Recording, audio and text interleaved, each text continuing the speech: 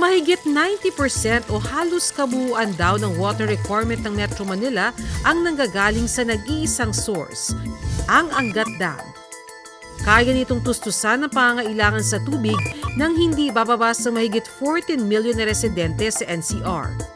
Nakakagawa ito ng 200 megawatts ng kuryente sa Luzon Grid at nakakapagpatubig na nasa 28,000 ektarya ng taniman sa Bulacan at Pampanga. 210 meters above sea level ang normal high water level ng Angat Dam. Kapag bumaba sa minimum operating level na 180 meters ang tubig sa dam, babawasan o di kaya'y ihihinto muna ang paglalabas ng tubig para sa irigasyon at posibleng magkaroon ng water supply interruption sa ilang lugar. Ihihinto rin muna ang pag-generate ng kuryente sa Angat Dam kaya mababawasan ang power reserve sa Luzon Grid. 160 meters naman ang critical level at oras na bumaba rito ang level ng tubig, posibleng tuluyang itigil ang pag-supply sa irigasyon at babawasan ang alokasyon ng tubig sa Manila Water at Maynilad dahilan para ipatupad ang rotational water interruptions at pagrarasyon ng tubig sa ilang lugar.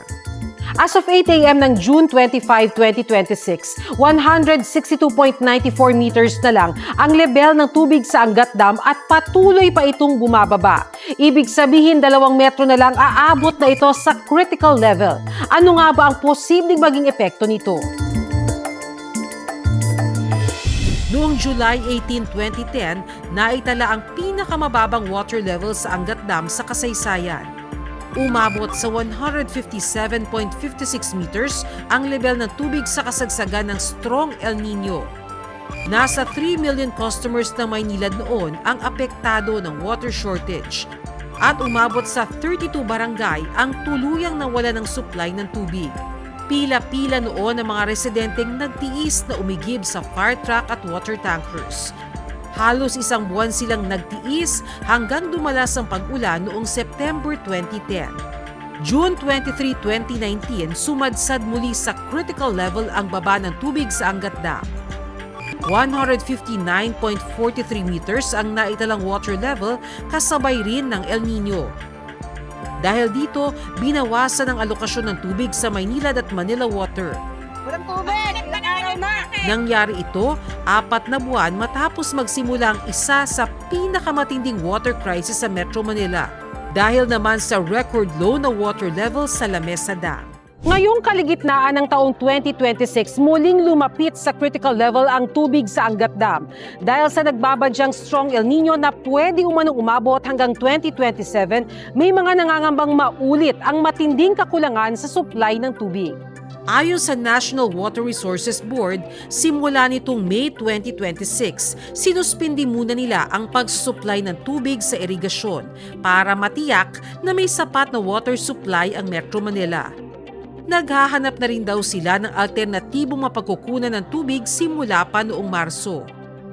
Hinihimok rin ng Climate Change Commission ng mga LGU na magpatupad ng mga programa para paghandaan ang nagbabagong klima, gaya ng sustainable water management, proteksyon ng watersheds, rainwater harvesting at early warning systems.